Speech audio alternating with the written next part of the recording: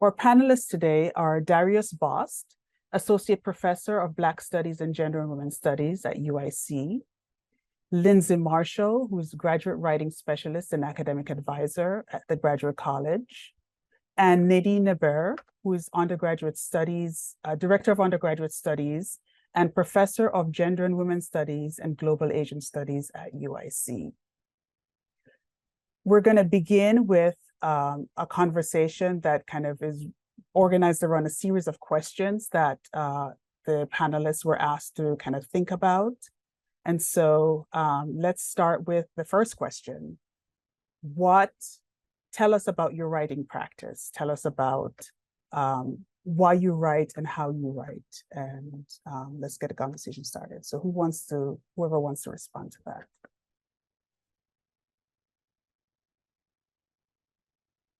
Happy to go first if that is helpful, or happy to wait.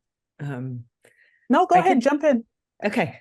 So I actually, when I was thinking about this question, thought it was important to say that I've had a lot of different writing practices, and I think it's important to recognize that the practices you've used at various points in your life, career, and studies won't always work for you in the same way. So I would like to not admit that much of college for me was spent writing, frantically the night before a massive paper and kind of getting rewarded for that, because I liked writing and I was always able to turn out something that was fairly well written and persuasive. And so I thought that's just the way that writing worked and that's how you did it. That really changed when I got to grad school, because suddenly I wasn't a person who was able to churn out those kinds of texts anymore. And I was in a group of people who were much smarter than me, who had been doing this a lot longer than me. And it was a really terrifying process. So my relationship to writing and to producing it, and even the very practical matters of when I did it and where I did it, really shifted. And I think that that's a really important thing to think about. So I would have always considered myself a night owl, and now I'm up at about 5:30 to try to start writing, which is odious, but has become effective for me. It was unthinkable even 5 years ago. So I know we'll talk more about practices and the kind of things that might shift our writing practices and how and when and where we do those things, but they'll change. And I'm sure that they've even changed in the course of a couple of years for many of us. Mm-hmm.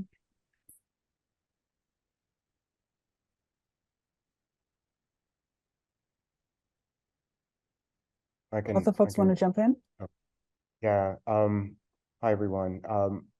My writing practice is usually I write between 7 and 9 most weekdays, and sometimes on Saturday, if I have a major project, I do like to take at least one day off during the week for myself. I think it's important to take a break, and one of the things that I have traditionally done is write in community in some way, whether that is being connected to a writing group. I was in a group for about 10 years that shifted in certain moments. I've written and met colleagues writing at cafes. After I did fellowships, I stayed in community with some of the folks that were in the fellowship there. So, and one of the longest or most recent things is that I'm in a kind of cohort that I developed from the NCFDD. I don't remember, it's the program that started at UIC by Carrie Ann Rockamore, and I've kept the connections there. And so writing in community has been important for me. I can talk more later about the question of why. Maybe I would have to talk more about what I'm writing now to be able to say that, but I'll stop there for now.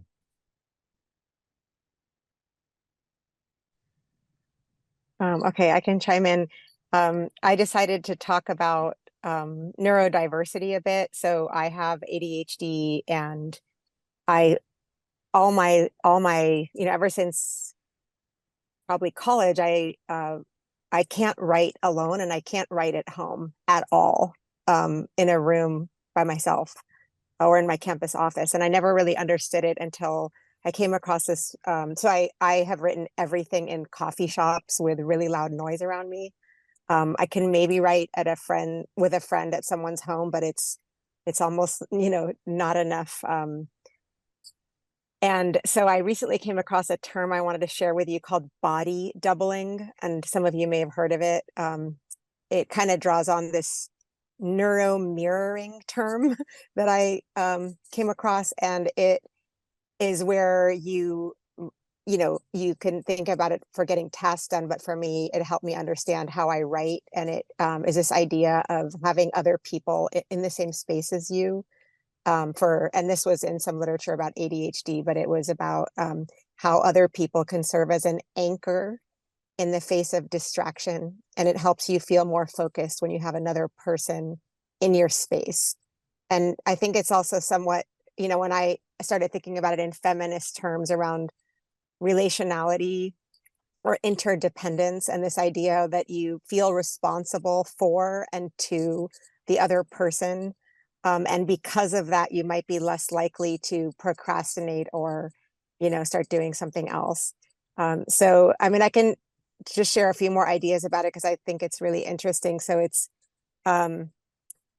it's kind of like how another person can reflect back to you that you can focus, or this idea that I am focused. And, can even think about it. And I was thinking about it before this morning in terms of empathy, right? And relationality. So it's like,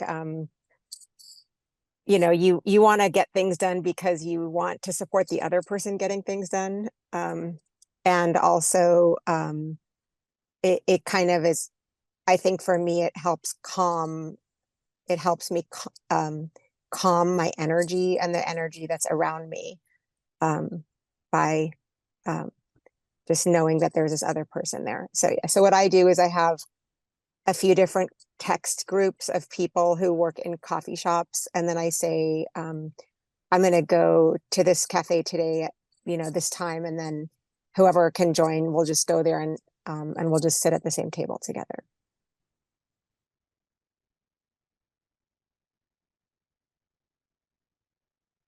I think all of you have kind of shared the importance of like writing with other people, and the importance of like thinking about writing not as a solitary project, but also as like something that you do in community. So what stops you from writing? What are the things that stop you from writing on occasion? And then how do you get started again?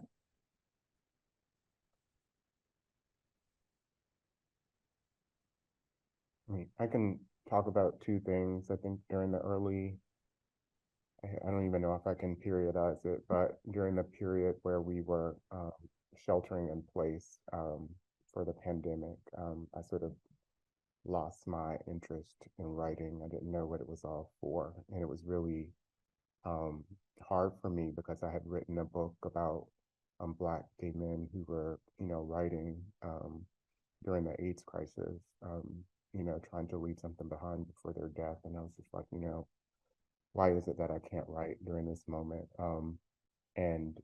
So for me, in that moment, I kind of shifted gears from an academic project. I couldn't go to the archives to do the work anyway. So I took a class in screenwriting and I wrote a terrible screenplay. But that sort of shift to creativity was one of the things that sort of got me back on track. I also did that faculty boot camp. And, a lot of the things weren't helpful me, but I think the sort of writing every day is something that, allowed me to get, 3 chapters of this book done and, 3 chapters of another one.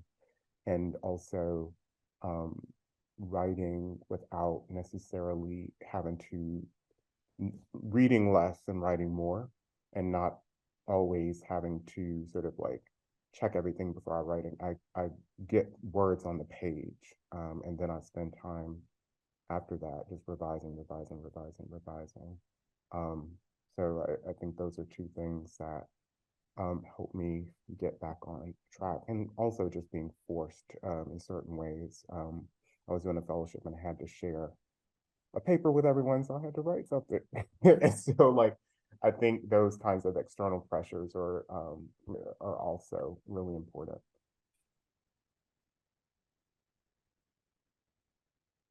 I might be saying something that's, super obvious here, but for me as a graduate student who is soon to be dissertated finally after like a billion years. So I actually am like the case study for what stops you from writing, because it's taken me an incredibly long time to like make it through the dissertation phase and to navigate that. And I was mentioning it a little bit in the last response, but one of the things that has kind of dominated my thinking and has prevented me from writing is not just perfectionism, but the idea that what I'm writing is dumb, or is something that's already known, or is something that's going to be critiqued immediately or dismissed immediately by either colleagues or committee members or people out in the world. So there's a real like terror in producing sentences. If you don't produce anything, then nobody can critique them, right? So there's a lot of avoidance. And Darius, I really appreciate you saying reading less and writing more, because one of my instincts, and I'm guessing that for tons of us on the call today, thinking, I don't know enough about this to start writing, sends you into like an endless rabbit hole of looking up article after article, or I have to confirm this piece of information, until you've amassed a ton of information and have written nothing. Or maybe you've copied and pasted like pages of quotes that seem meaningful or helpful, but you have still not put anything on the page. And I'll be quiet in a second, but I wanted to just highlight my colleague who's not here today, Vin Auditori, who teaches GC 512, a writing course in the grad college. And Vin always calls this kind of like fear or writing obstacle, writing for a committee of one. And that might be the person that you're like most afraid of in your life, whether it's a committee member, advisor, or somebody else that you've encountered who has said things about your writing or your argumentation or your sentences that make you feel lousy. And so you spend a ton of time hearing them and thinking about and writing in response to them, which is really stymieing and, a difficult thing to move around sometimes. So I think fear and the paralysis resulting from that fear, and just the idea that you don't know enough to put things on the page, is really, really hard for me.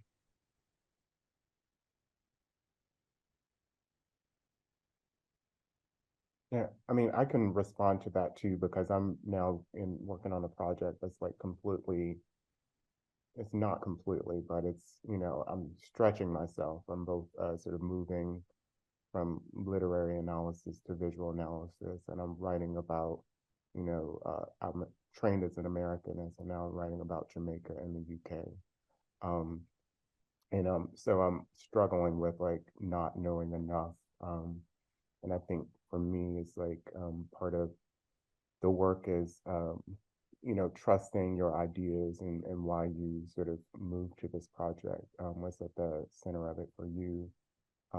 Does it resonate, or do you hear things from some of the community that you're writing about that align with what you're writing? And, sending it out, and that, someone says that I see something here. And that encourages you to keep going and moving to the center of your project. I appreciate what you all said so much. I'll probably add to that a little later. I was thinking about, sometimes we use the word writing, but we're also talking about thinking. So writing sometimes implies you're like typing words, and it kind of erases that that's not really what we do. That's like a small part of what we do. We spend a lot of time thinking while writing. So I just wanted to talk a little bit about what we do when we think. And a lot of times when we're thinking, we're trying to come up with overarching concepts for explaining our big ideas, and then our smaller, like specifying ideas. So let's say and what I'm trying to say is that that takes a lot of time to figure it out. So I might be trying to write, say now, about relationships and care among activist mothers. So I was trying to think about, well, what do I mean by relationships? What do I mean by care? And how are those different for activist mothers? So then I get stuck. So that's what gets me stuck. It's where I'm not sure how I'm conceptualizing a term. And so then, if I get stuck, I might then read how other people have defined these terms to help me think about how I might be wanting to use them. So that's how I get unstuck, as I read. And I know this, of course, there's a rabbit hole that Lindsay referred to, so we can kind of put these points together. So I'll start reading and then taking notes, and then I might print those notes or read them on my computer. But while I'm reading the notes of how other people have used terms, I'm writing and thinking about my own idea about it. So I'm, in a way, I'm like gaining inspiration from other writers and authors. And then I might think a little more, and then I might sit at my computer for like 3 or 4 hours and I'm not writing anything, but I am, and it feels really, really hard. And it took me a really long time to realize that in that hard moment, I was thinking. And so then and of course, I'm also doing other things like being distracted and feeling like crap about myself and, my writing skills and all the things that, we all go through.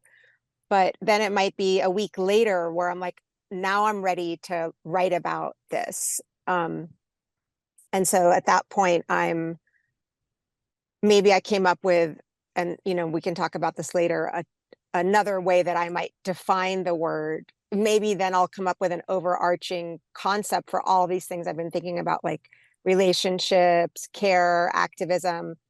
And I know other people have used this word before, but I'll just give it as an example that then I'll say, oh, maybe what I'm writing about is radical love among activist mothers, So that's like, in a way, like that process of getting unstuck for me is about getting clarity about my overarching concepts and then my specifying concepts that kind of go under the big one. And so ultimately what I just shared is sort of, what Darius was referring to as well in a different way, is again, interdependence, because even though I'm not sitting with those other authors or I might not know them, it's collective. It's like, it's like co-creating ideas, drawing on other scholars who, whose work really inspired me. And so in a way, it's just owning that I might think really slowly and collectively, and that is a big part of what's happening while I'm writing.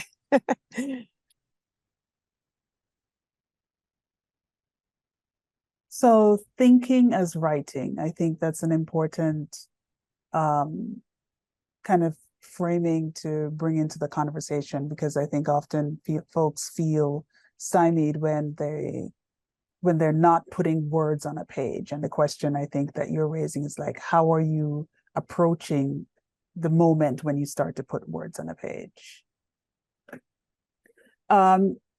Because students come with really set ideas about what writing is and what writing is not.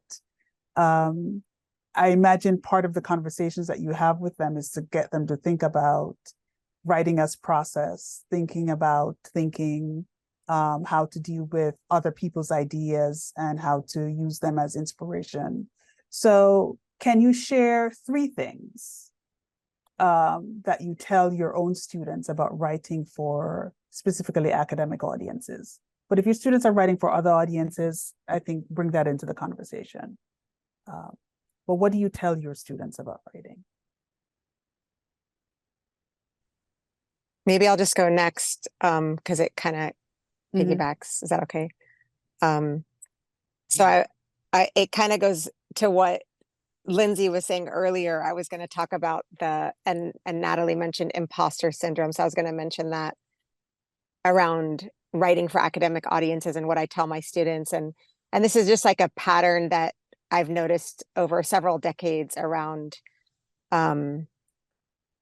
around pretty much every single person of color, queer person of color, feminist of color scholar that I have talked with or worked with or mentored, which is, imposter syndrome. And so what I try to tell people about writing for academic audiences is that, I try to talk about that oftentimes many of us believe that we cannot write, that we're not creative, like what Lindsay said, like, I don't know enough, or I don't have anything new to say.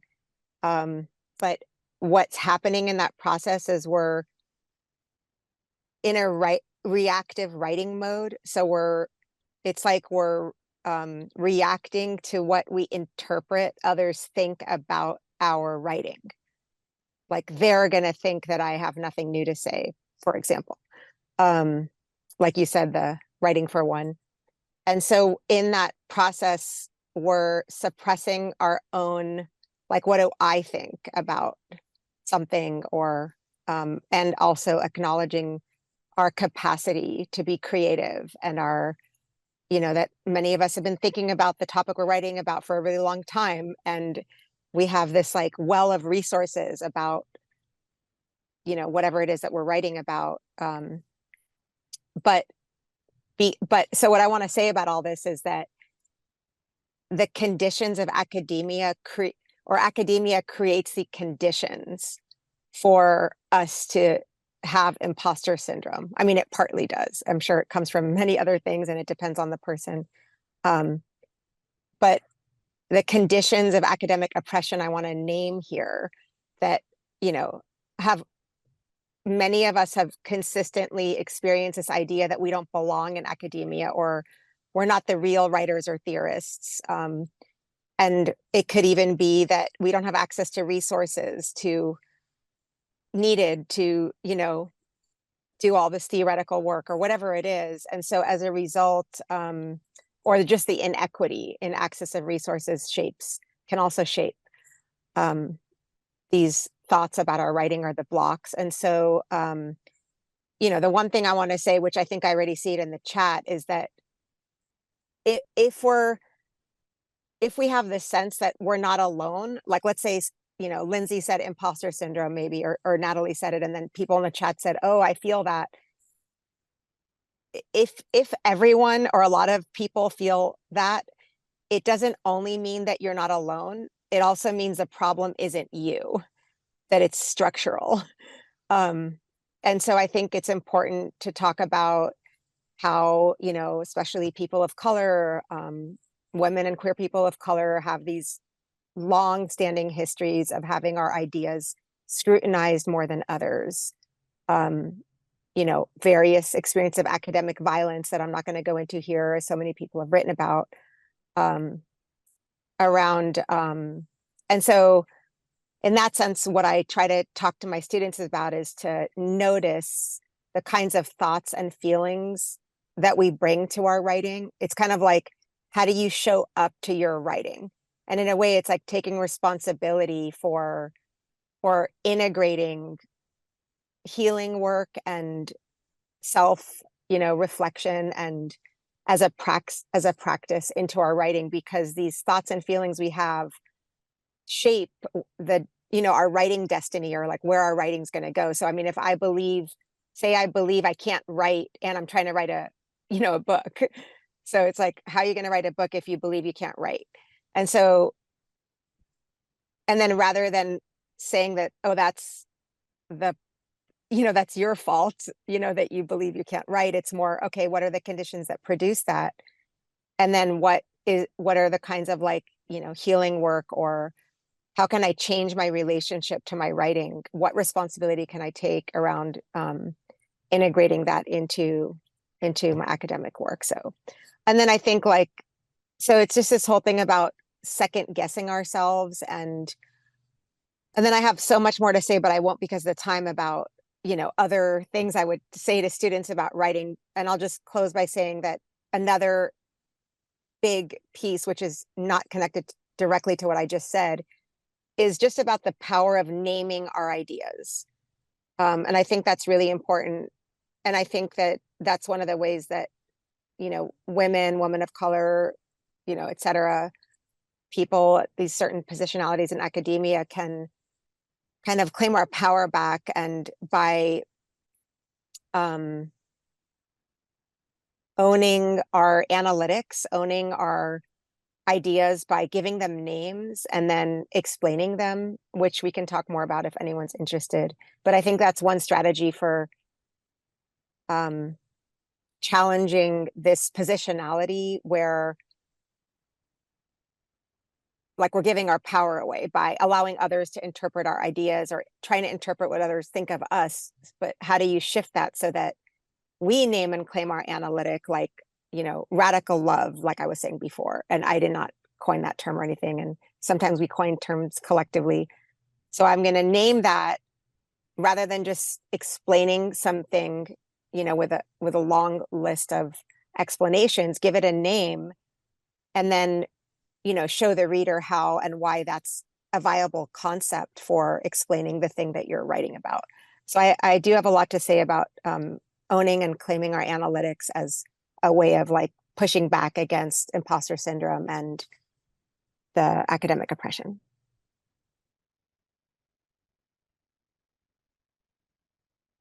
I can say something briefly. I think, part of what I would say to students is that you have to know who your audience is. I think that there are, if we know that there are people who are receptive to our ideas, who want to know what we have to say, I mean, that's a way to decenter. I think we grant too much power to white supremacy and all these other forces that are making us feel like imposters. But if we know who our audience is, I think that it'll shape how we write, what we privilege in our writing, what conversations we feel we're intervening in. I always tell my students not to be, don't be afraid to be bold in their thinking, to be imaginative. You need to know the literature in your field, but you don't have to fully accept it. I think the work that moves us forward is the work that challenges the literature. And that you also need to anticipate your critics if you're going to do that work. So when I'm writing, I always have, clauses or that you sort of acknowledge that I know these have been the debates or this has been the way it's talking about, but I'm doing this, so, Into both of those, like, stunningly beautifully made points. I mean, the community part is so crucial, and thinking about who you're writing for and with is one of the biggest pieces of advice that I like to give to students, because there's that the committee of one can be really stymieing, but being honest about what you will do with the work. So I guess I'm kind of speaking of this primarily from a dissertation standpoint or a master's thesis standpoint, or even like a seminar paper standpoint, because that's a lot of the work that I do with UIC students, and especially when a lot of these obstacles are being thrown up that might have to do with professors or committee members who they're worried about interacting with, right? And showing writing too. And so one of the biggest pieces is to be honest, if you feel comfortable doing so, about what this work is for. So, for example, one of the only reasons that I'm able to move toward the completion of my dissertation now is because I decided that I wasn't pursuing a tenure track position, and that I wanted to be way more committed to activist and advocacy and volunteer work for harm reduction, specifically overdose harm reduction, and be in community with a wider group of people than just in academia. And I had to tell that and like admit that to my committee, which was really tough to say, yeah, I'm not pursuing this kind of position that you thought I might, because this other thing is far more important to me. And I'll say that that had the practical effect of them understanding that the dissertation was no longer going to be spotlighted in all of these, university situations where it would be under scrutiny, and their names being attached to the dissertation didn't quite matter as much. So if anybody's worried about that, or you're having those kind of conversations with your advisors or committee members, it's like super important to remember that you have a way broader community than that group of people, and that you can tell them honestly what the work is for and where your priorities are. They may not like it and it may become a longer conversation, or maybe they'll be incredibly supportive and you can approach your writing and like completion of certain pieces of writing more with those goals in mind, right? Who you are outside of like academia and within it, versus just like thinking about it as one monolithic project that you have to get permission for doing.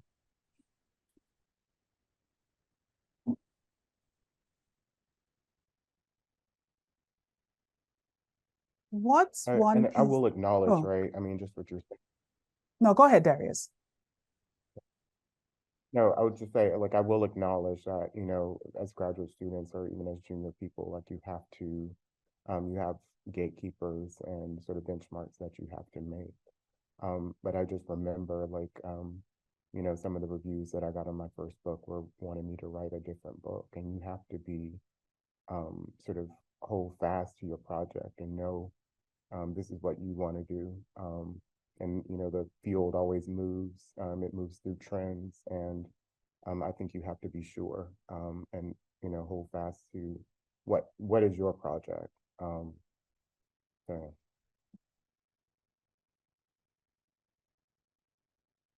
I think the two kind of pieces that I think we can return to, well, there actually is a lot that we can return to, but the question about audience, and then the question that Nadine posed about how do you change your relationship to writing? I think I think it would be great to kind of explore those a little bit more. Because I think what I'm looking at the polls, and I'll share the results for what folks in the audience kind of said. And I think we give an indication about like what it is that holds people back from actually engaging in a kind of really serious writing process. And it also kind of asks us to think about what are the ideas that we bring to writing that are also the same ones that are kind of holding us back. So if we could kind of talk a little bit more about that.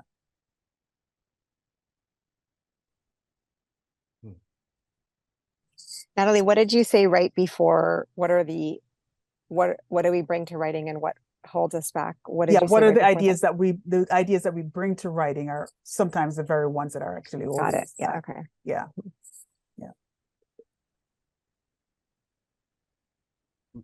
I mean, I don't know, this might be controversial, Yeah. but I've been thinking about like the formation of the field of Black queer studies, and a lot of the fields that we work in come from social justice movements, and the work that we do is measured against this kind of utility for social justice. But I don't want us, think about one scholar, Juanita Lubiano, who said in, you know, the sort of shift to Black queer studies that we have to remember the pleasurable parts of theorizing. I think that we can't forget the pleasure in knowledge formation, why we wanted to do this in the first place. And and I think that can, in certain ways, in some ways, shift the relationship. I also like the challenge of writing, and in terms of like, you know, can I do this? And I think that is part of like, you know, what some of the ways that I try to approach it differently.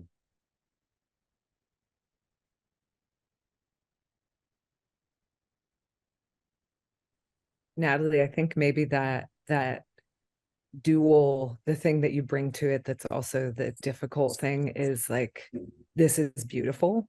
I mean, presumably many of us are here because you love reading and thinking and writing. And so when there's the pleasure in that and the joy in that and everything that you loved about it, and as Darius said, like why you started doing it in the first place, that can also create pressure to also be beautiful and like interesting. And so it's like the thing that you love about it is also the thing that makes it kind of a pressure cooker where you feel like, oh, but, and Darius even just mentioning Juanita Lubiano and being like, oh, I can't write like that, or like I'll never say anything as smart as that. So it's like both the love for the thing and the terror at trying to make something that beautiful is really hard. And I saw too on this will just be like a slight detour, which I found it fascinating that both the not enough time and feeling unmotivated were like exactly tied on the poll, because I think those two things go deeply hand in hand. And I'm sure we can all say more about that later, but feeling unmotivated, not enough time, those things are deeply linked. Yeah. I mean, but also related to your project. Oh, comparison also gets us in trouble, like trying to compare ourselves to the speed, to the sort of way that people write. Again, I think we have to hold on to the integrity of our own projects. Yeah. Yeah. We love it, but then it also makes it a lot tougher. I mean, what Darius said kind of relates to the significance of that internal work and fostering relationships to ourselves.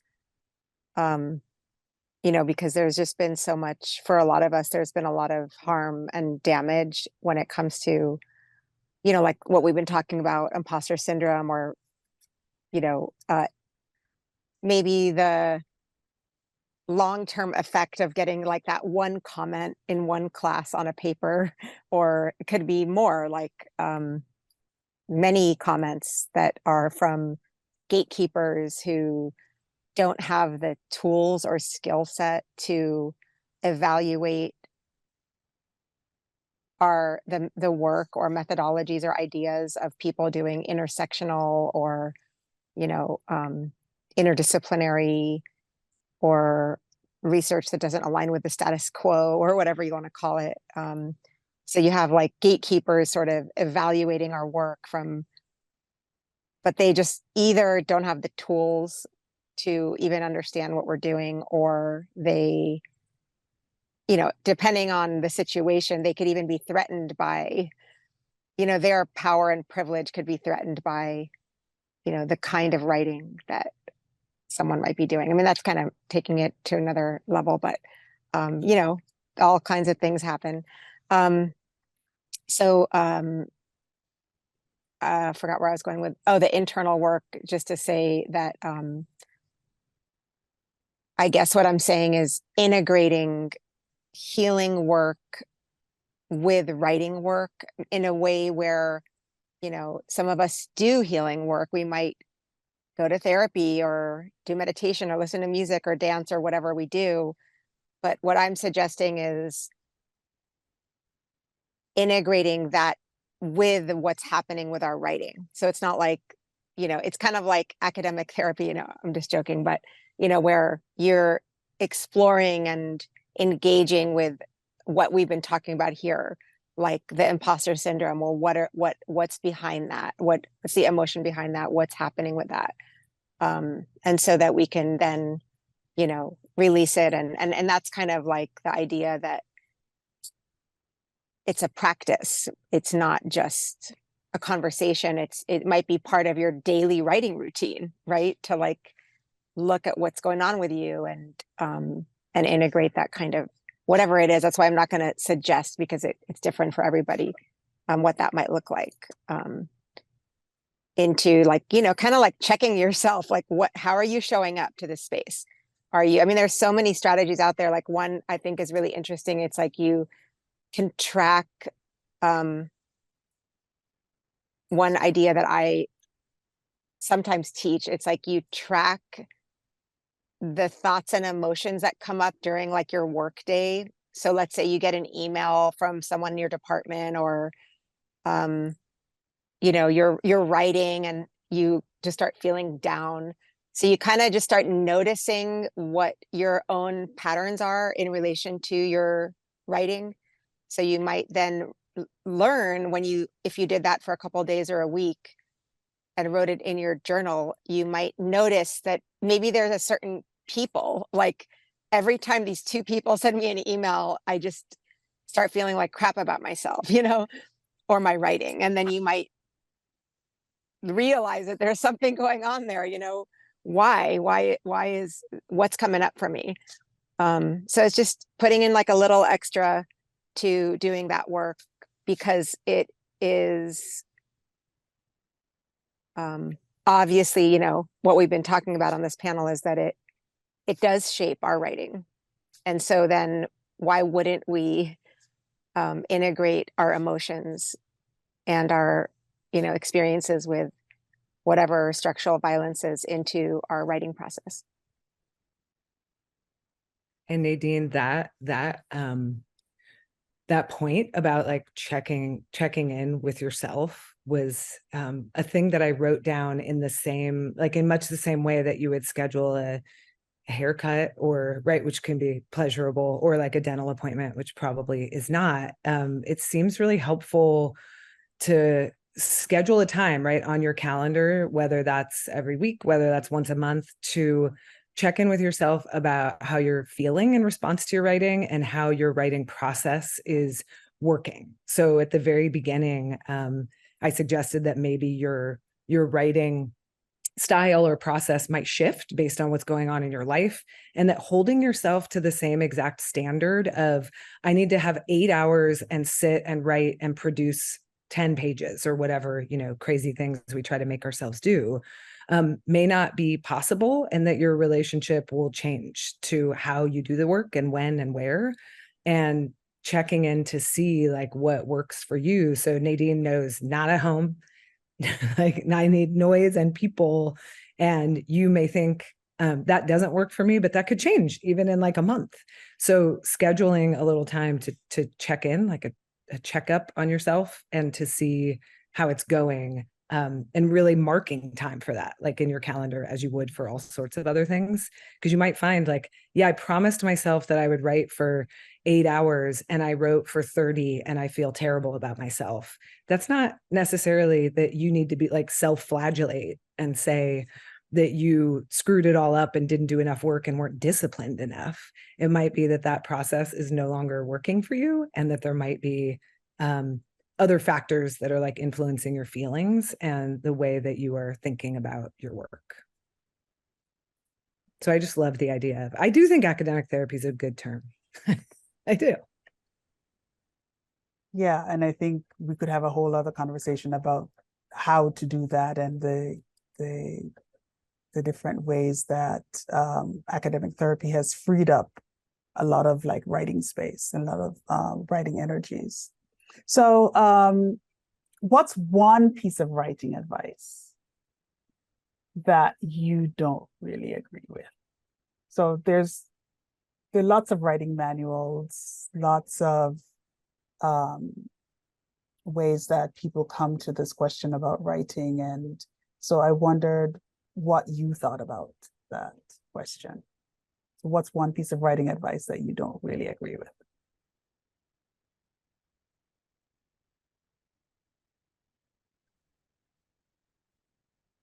I don't know if it's advice, and I think it's been kind of debunked, but students and people everywhere still think that it's true, which is, I can't do it unless I have huge swaths of time. Mm-hmm. That it doesn't work for me unless I have like a day or a 4-hour chunk, which like never happens. And if you wait for those chunks to appear, or even if you mark them out and then let them get like vacuumed up by email or kids or caretaking, which they will, right? This is life. Then you will never find those blocks of time, and it ends up creating this kind of cycle where you feel lousy about yourself and your writing. So I would say needing big chunks of time in which to write is a kind of prevailing myth that I urge students to rethink if that's not working for them.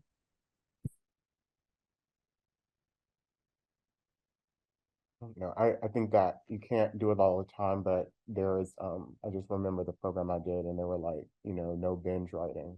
there are some times or some days when the ideas flow and I just stick with it. I mean, sometimes it's probably not healthy, but like it'll flow and I don't even eat, because I'm like, it's coming, it's pouring out today, and I'm gonna keep going with this. So, when that happens, like go with it. Um, and I think the last thing I'll say, I don't really know how to say it, but I want to say that we often talk about the sort of dangers of a kind of how do I say that? Like saying you need to you're distant from your project. But I think a little bit of healthy distance, right, will allow us to think about this work as again creative, you know, um, as it's you're imagining a world. You're still that part of the creativity, that little bit of distance that you afford yourself can be, I think, healthy and helpful, in terms of the way that you imagine your project. I don't feel like in certain days that I want to bring myself to it. Like there are some days where I want to think about what the sort of like folks in the study, right? Where is their like what are they thinking about, right? It allows me to think about it in a kind of different way, than just to sort of always um, pouring myself into it. I don't know if that really makes sense, but yeah, I do think it allows me to think about it in certain ways, like I'm writing, how people write novels, like you're inventing. There's an element of invention there, and that requires you to distance yourself in a little bit away from the project.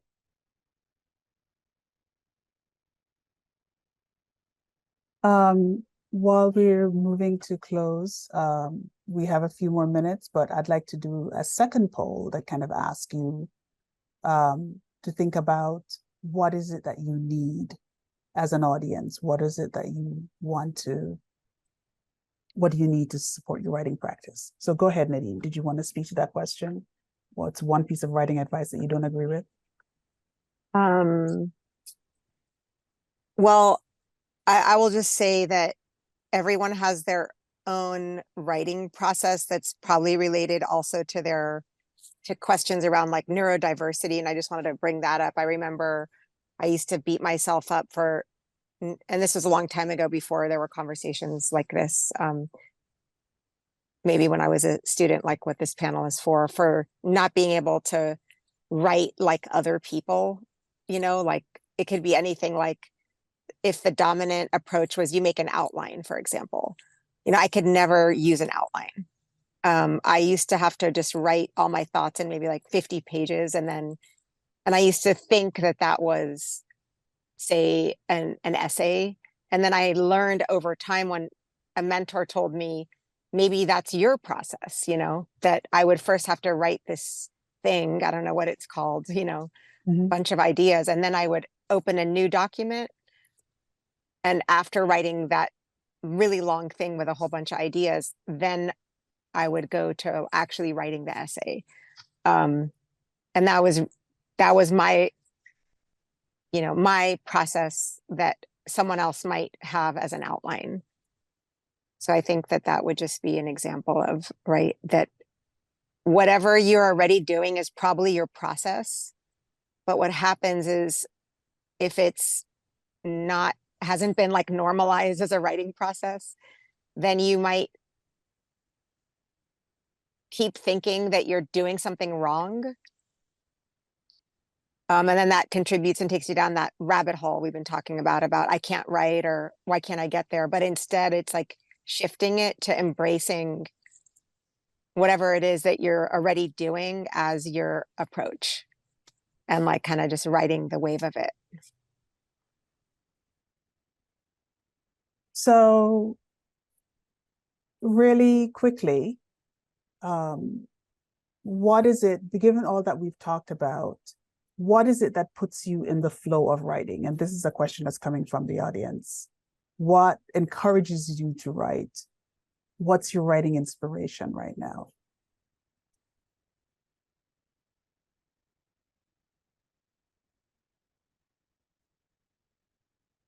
I mean, so I feel like for me, like research is the thing that sustains me. There's so much service. I'm overburdened with service, and like, there's so many other things happening, and I just have to remember the thing that's going to help me get through all of that. And like, I see it as an important part of my identity, and again, the reason why I wanted to be here, and I don't want to lose that. It's like reclaiming my time. That gets me in the flow. Yeah, I could just say two things like what Darius said. I was thinking, it's kind of like it's our it's my creative side. So it's like all the things that people say doing creative work does for the soul kind of thing. Like if you're being an art studio and you're doing pottery, I feel like I'm experiencing that when I'm trying to figure out an idea. And of course it's, but then also I just wanted to add that it's a way to grapple with my rage about the world and oppression and state violence, and try to contribute to collective creation of tools for understanding, and then being able to contribute to social transformation in whatever small ways we can through creating analysis. But the root of all that is really like rage, and not, and having an outlet to process challenging times like the one we're in now.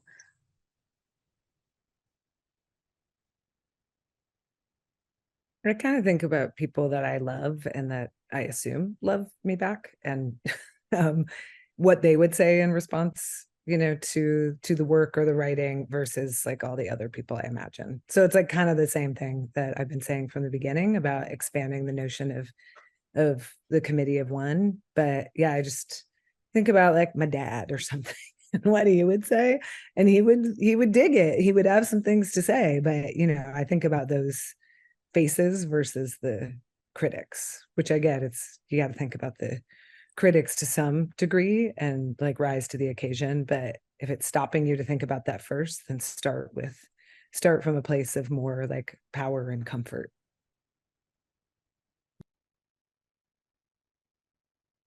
And I think that's an excellent place to pause this conversation, because it's not closed, it's not finished by any means.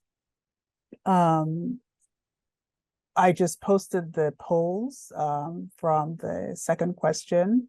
So I think we know what we need. So there are ways in which we can figure out how to get those needs met. And I also want to kind of remind you about Write at WLRC and other writing spaces that exist at UIC. One that's run by the Institute for Research on Race and Public Policy, and as well as the shared space that we offer at WLRC, where you can come, bring a few friends because you want to build in accountability into your process and start from there. We're out of time, so let me thank the panelists. Thank you so much for sharing your wisdom and for kind of opening us up to thinking about writing in a very different way.